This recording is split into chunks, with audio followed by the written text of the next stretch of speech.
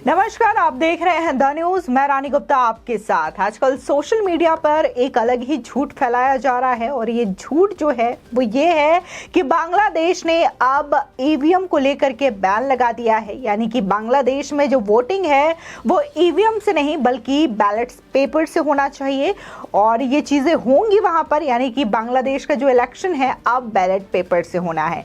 तो वहीं साथ ही ये कहा जा रहा है कि जो बांग्लादेश है वो भारत को हर मामले में चुनौती देता हुआ नजर आ रहा है। साथ ही अब आर्थिक मामले में भी बांग्लादेश ने भारत को चुनौती दे दी है।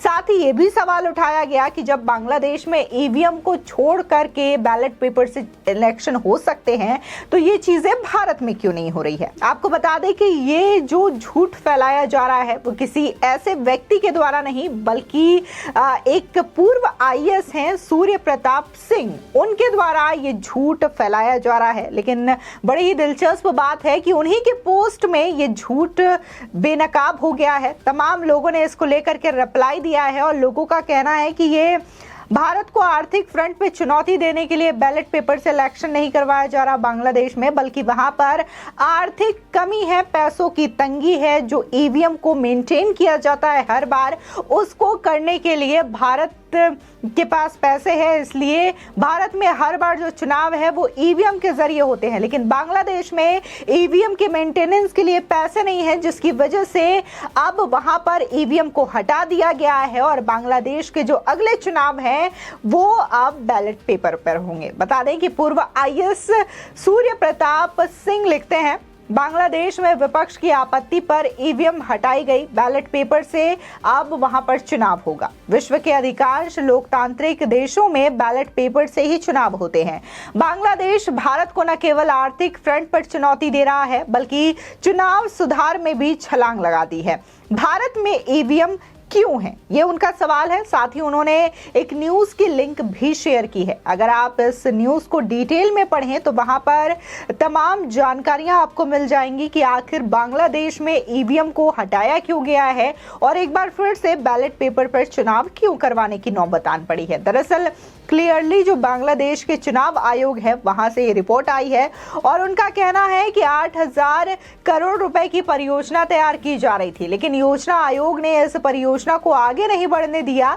ईवीएम आपूर्तिकर्ता बांग्लादेश मशीन टूल्स फैक्ट्री ने ये कहा है कि 1.1 लाख ईवीएम को नया करवाने के लिए, रिनोवेट करवाने के लिए 1,260 करोड़ रुपए की आवश्यकता होगी और ये पैसे आयोग ने वित्त मंत्रालय से मांगे थे, लेकिन मंत्रालय ने उस राशि का भुगतान करने में असमर्थता जता दी। लिहाजा ये भी एक बड़ी वजह बनी है जिसकी वजह से अब वहां पर ईवीएम नहीं होगा, बैलेट पेपर के जरिए चुनाव होगा। आपको बता दें वहीं तमाम जो जनता है वो पूर्व आईएएस को यहाँ पर ट्रोल करते हुए, उनकी क्लास लगाते हुए नजर आ रही है। लोगों का कहना है कि भले आप सरकार का विरोध करें, सरकार की नीतियों का विरोध करें, लेकिन नीतियों का और सरकार का विरोध करते करते आप देश विरोधी ही ना बन जाएं कि आपको तमाम जो देश है वहां की बुरी चीजें भी अच्छी लगे, लेकिन वहां पर ये जो चीजें हैं या फिर ये नीतियां हैं क्यों लाई जा रही हैं, उसके पीछे का रीजन भी आप बताइए।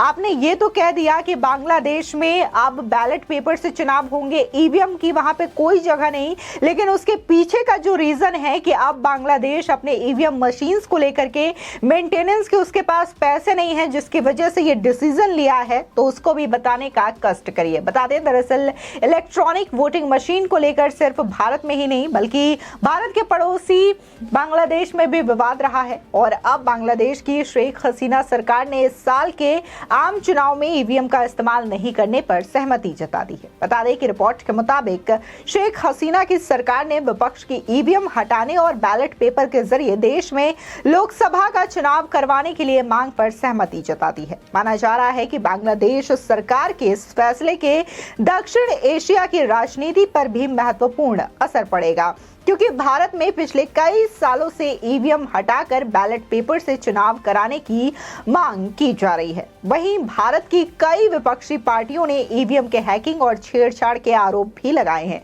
लेकिन सरकार ने हर बार इन आरोपों को नकारा है। बता दें कि भारतीय चुनाव आयोग ने भी विपक्षी पार्टियों को ईवीएम हैक करने की चुनौती दी थी और उन्हें एक डेमो कार्यक्रम में भाग लेने के लिए भी बुलाया था, लेकिन उसमें विपक्षी पार्टियों ने हिस्सा तक नहीं लिया था।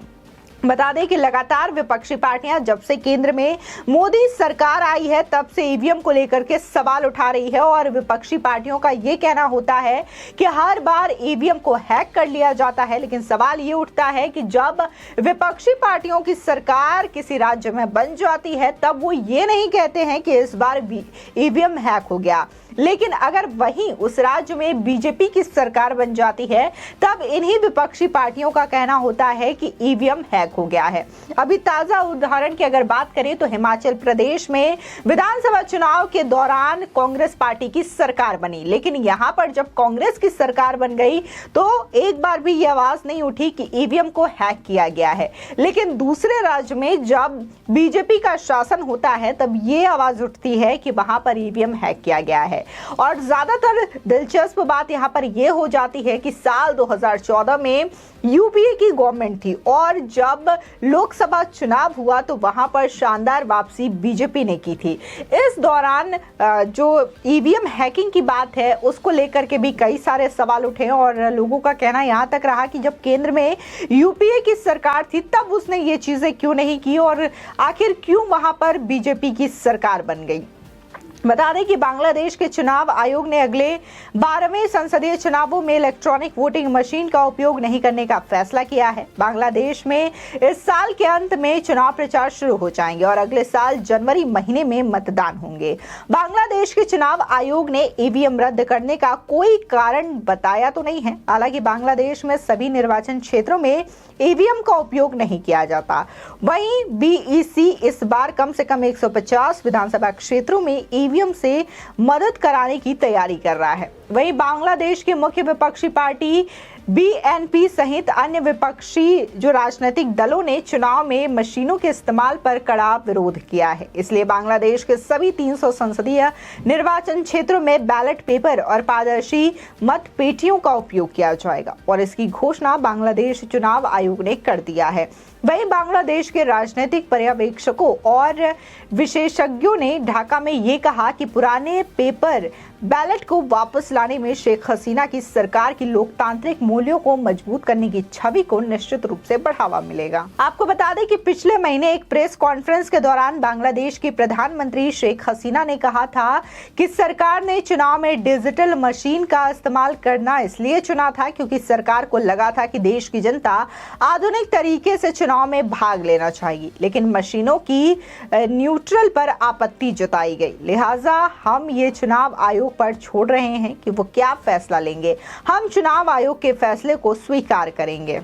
वहीं जिस तरीके से सोशल मीडिया पर ये झूठ फैलाया जा रहा है और ये कहा जा रहा है कि बांग्लादेश ने बैलेट पेपर का चुनाव इसलिए किया है क्योंकि ईवीएम को लेकर के उनकी विपक्षी पार्टियां चिंता जता रही थी और उनका ये कहना था कि पारदर्शी चुनाव होने चाहिए, जिसकी वजह से ये सिलेक्शन किया गया। लेकिन हकीकत तो ये है कि बांग्लादेश आर्थिक रूप से लगातार कमजोर होता जा रहा है और अब बांग्लादेश की कंडीशन ये है कि वहां पर उन्हें ईवीएम को वो मेंटेन नहीं कर पा रहे हैं और उनके जो रिनोवेट करने का काम होता है उसके लिए भी उनके पास पैसे नहीं है बांग्लादेश सरकार के पास, जिसकी वजह से ये डिसीजन लिया गया है बांग्लादेश के चुनाव आयोग के दौरान और ये बात कही गई है कि अब वहां पर चुनाव ईवीएम से नहीं बल्कि बैलेट पेपर से होंगे। तो इस तरीके से जो झूठ फैलाया जा रहा है सोशल मीडिया पर उसका भंडाफोड़ हुआ और तमाम जो लोग हैं वो खुद सोशल मीडिया पर इस बात की जानकारी दे रहे हैं और कहीं ना कहीं जो पूर्व आईएएस है उनकी क्लास लगाते हुए नजर आ रहे हैं। यहाँ पर सवाल ये उठता है कि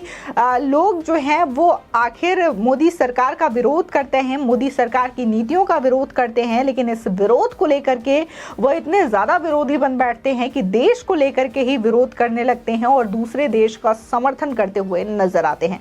फिलहाल इस खबर को लेकर के आपकी क्या राय है हमारे कमेंट सेक्शन में जरूर बताएं। आगे की और भी अपडेट के लिए चैनल को सब्सक्राइब करना ना भूलें।